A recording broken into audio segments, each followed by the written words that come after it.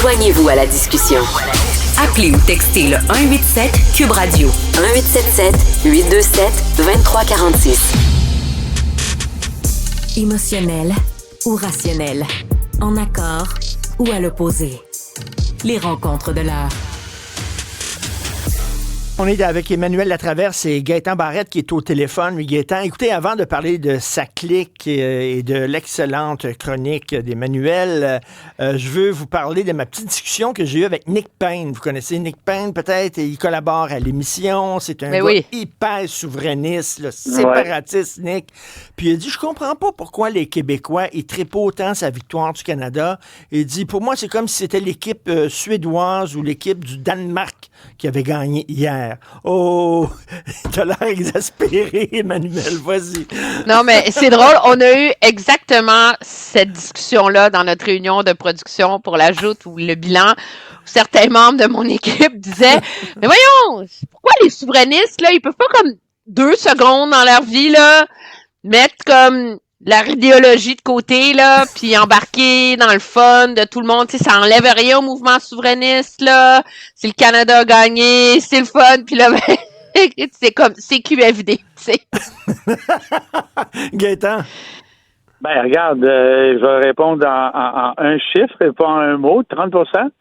Et la raison pour laquelle la souveraineté ne monte pas plus que tant, ben, c'est parce que la majorité de la population se sent encore dans le Canada. Alors, quand ils voient le Canada gagner un tournoi, ben, ils sont bien contents. C'est simple de même, là. Puis, je pense qu'on a plus de liens avec le Canada qu'avec le Danemark et la Suède. En tout cas, mais écoutez, ça clique. Donc, je parlais de ta chronique, Emmanuel, parce que tu dis, coudonc, bienvenue au Québec où personne n'est responsable de rien. Personne n'est imputable. C'est hallucinant, cette histoire-là. Moi, ça fait longtemps que je couvre la politique, là, puis il y a eu une époque là, où quand il y avait un scandale de cette ampleur-là, à un moment donné, il y a un ministre qui démissionnait, tu sais. Puis on a totalement perdu cette notion-là qu'un ministre est responsable de ce qui se passe dans son ministère et dans les agences qui relèvent de lui. Il est responsable pour le travail de ses fonctionnaires. Là, hier, c'est plutôt qu'on a joué le « Oh, mon Dieu, c'est horrible, je savais pas. Oh, on m'a menti, etc. » Mais alors, si à chaque fois qu'il y a un scandale, qu'il y a 500 millions de piastres qui sont gaspillés, parce que supposément, les fonctionnaires ont menti à leur conseil d'administration, le ministre, il dit « Ben, je pouvais pas savoir, je n'étais pas au courant. » À quoi ça sert d'avoir des ministres? Ben oui. Je veux dire, c'est comme...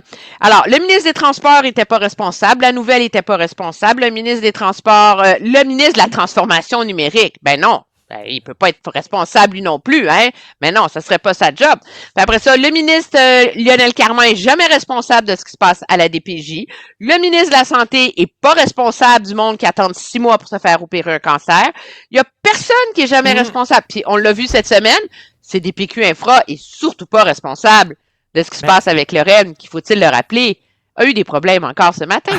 Alors, oui. Tu dis, mais c'est quoi un État dans l'État? Emmanuel, shit happens. Voilà. Ben oui, mais c'est ça, tu sais, c'est comme, mais c'est plate, c'est on manquait de travail, puis la fille était pas prête, puis il y a toujours, mais à un moment donné, là, je veux dire, c'est ça qui alimente le cynisme, la colère de l'électorat. Il y a personne de responsable, jamais, puis la cerise sur le Sunday, c'est que ceux qui sont responsables, tu sais, genre, je dis pas qu'ils ont assumé la responsabilité, ceux qui étaient en charge au moment où ça a eu lieu, ben finalement, quand tu es un haut fonctionnaire, puis que tu es en charge aux commandes quand il y a un scandale, ben c'est pas grave. Le PDG s'est ramassé à l'Office de protection du consommateur, le VP à la transformation numérique, lui, il a une belle petite retraite bien peinarde, bien tranquille. La fille qui coordonnait le projet était la seule qui comprenait. Elle a eu une promotion. Finalement, tout ce beau monde-là sont retombés sur leurs pattes. Ils ont trouvé des jobs dans la machine, promus par la machine qui protège la machine. Puis le contribuable, qu'est-ce qu'il fait, lui? Il paye, dans tous les sens du terme. Qu'est-ce que tu penses de ça, Gaétan? Ben, je pense que c'est la même affaire. Et moi, ma cerise sur le Main Sunday, c'est que là, on n'a pas encore été capable de prendre la décision de faire une vraie enquête. Et dans ce dossier-là, il m'apparaît assez clair que ou bien il y a une enquête publique avec tous les pouvoirs qui reviennent à cette organisation-là, puis je vais m'expliquer dans un instant ce que je veux dire par là, ou bien c'est l'UPAC. Alors, l'UPAC, là, ce qu'on apprend dans les médias aujourd'hui, c'est que l'UPAC, OK, a pris connaissance du rapport de l'AVG, mais le gouvernement a le pouvoir de dire à l'UPAC, bon, ben, je pense que là, il y a un problème, qu'on voudrait que. Mais non, devant l'ampleur de cette chose-là, ben, il y a personne qui, à matin, là, a décidé de sortir publiquement puis de dire, c'est tellement gros, c'est tellement plein de conséquences que là, on va aller au fond des choses pour de vrai. Non, mais ils vont dire, on va aller au fond des choses. Mais le geste qui vient avec aller au fond des choses, c'est de faire soit une enquête publique, comme une commission, là, comme Charbonneau, là, soit l'UPAC.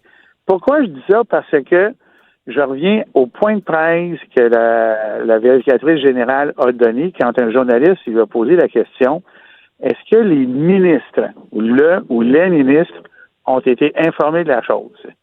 Et sa réponse a été, parce que la vérificatrice pèse, moi je l'ai appris à l'usage, là, elle pèse ses mots. Moi, j'ai eu à lui poser des questions en commission parlementaire, elle pèse ses mots, surtout quand il y a un enjeu juridique. Et sa réponse a été, avec la documentation qui m'a été fournie, je ne peux le déterminer. Elle n'a pas dit non, les ministres étaient au courant, ils n'étaient pas au courant. Elle n'a pas dit oui, ils étaient au courant. Elle a dit oui, ni non, ni oui, ni non. Elle a dit, avec la documentation qui m'a été fournie, je ne suis pas en mesure de le préciser. Ça veut dire qu'il y a quelque chose en quelque part qu'on ne sait pas. Et j'en reviens à ce que je disais hier. Les documents qui avardés, là, pour ce qui est du gouvernement qui veut la transparence, puis on ne le fera plus jamais, puis gna gna gna gna. Il y a une instance qui peut les décavarder publiquement, c'est un juge, donc une commission ou la police. Bon, Emmanuel, je regardais ça ce matin. Lorsqu'ils étaient dans l'opposition, la CAQ avait demandé à ce qu'il y ait une commission d'enquête publique sur l'octroi des contrats pour tout ce qui était technologie d'information. Et d'ailleurs, il avait déposé 6 motions à cet effet. 6 motions. On veut qu'il y ait une commission d'enquête sur l'octroi des contrats en technologie d'information. Ils sont au pouvoir. Puis Dieu sait que ça en prendrait une. Parce que là, tu sais, on a eu un fiasco incommensurable pour... Faut-il le rappeler, c'est des permis de conduire et des plaques d'immatriculation. Là. C'est assez comme... Dans l'échelle des services que fournit le gouvernement, là, c'est assez de base. On s'entend? Mais là, on se lance dans le dossier de l'identité numérique. Et dois-je vous rappeler, ça, Gaétan est au courant plus que moi, des enjeux soulevés par ça, de la numérisation du réseau de la santé? Oui. Bon, et de la transformation qui vient avec, où on a donné le contrat à une compagnie américaine. Emmanuel, t'ouvres la porte. Gaétan, j'ai reçu un courriel ce matin de mon chirurgien, celui qui m'a opéré, qui m'a enlevé ma prostate. Écoute ça. On parle maintenant du scandale informatique de la SAC. On pourrait discuter longtemps des systèmes informatiques dans le système de santé. C'est terrible. Le meilleur exemple est le développement du dossier de Santé Québec, un dépassement de coûts et un produit médiocre. C'est ce qui m'a écrit. Ben oui. C'est tout à fait le cas. Et le problème, comme toujours dans tous ces dossiers-là, là, c'est que je vais te dire que ça va comme c'est mené, ben, ça clique, là, c'est une autre démonstration. Le devis, s'il n'est pas écrit correctement, ça va donner un résultat de MERDE. Et si le devis est écrit avec d'éventuels soumissionnaires, ça va amener à des dépassements, des facturations d'heures, de ceci, de cela. S'il y avait là une vraie commission d'enquête, on irait au fond de ça parce que ce dossier-là, c'est un processus qui est le même, qui se répète à gauche et à droite dans tous les ministères. Tout ce qui est technologie de l'information, Richard, ça se passe de même, sauf un dossier dans l'histoire que moi j'ai connu, qui a été la refonte du système de la RAMQ dont on n'a jamais entendu parler. Parce qu'il a bien été, parce qu'il a été écrit correctement. Écoute, Gaétan, le temps file, je veux rien que te demander à Emmanuel un truc, Emmanuel, parce que tu voulais me parler que Trump a dit que Justin était un loser.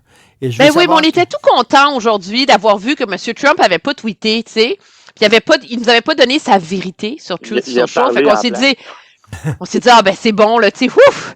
Tu sais, il va rien dire. Mais non, il y a eu une entrevue à Fox News, les amis, dans lequel il a dit, c'était une belle game, etc.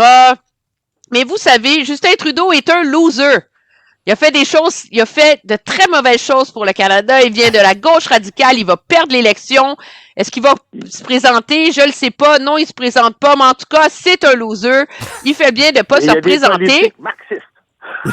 Et là, il a dit ça. Sauf qu'il y a une bonne nouvelle. Il y a une branche d'Olivier, mesdames et messieurs. Il dit, on a une bonne relation avec le Canada. Pas avec Justin, parce qu'il est de la gauche radicale. C'est un marxiste et c'est pour ça que le Canada va mal. Alors, est-ce que il y a une petite graine de raison qui rentre? Est-ce que le lobby commence à porter fruit? Est-ce que c'est le début d'un pivot d'un président qui n'aime pas Justin Trudeau, mais qui se rend compte que finalement, couper les vivres au Canada, ça va coûter très cher à son électorat et à son économie? J'ai pas la réponse, je pose la question. Rétro-pédaler. Ben, quand on est rendu que Boeing commence à s'énerver et à dire que, regarde, c'est parce que les avions vont coûter plus cher, Boeing, là, GM, Ford et compagnie, là, ça commence à faire pas mal de monde. Là. Ben oui. Merci beaucoup à vous deux. Au revoir. Bon vendredi, bye.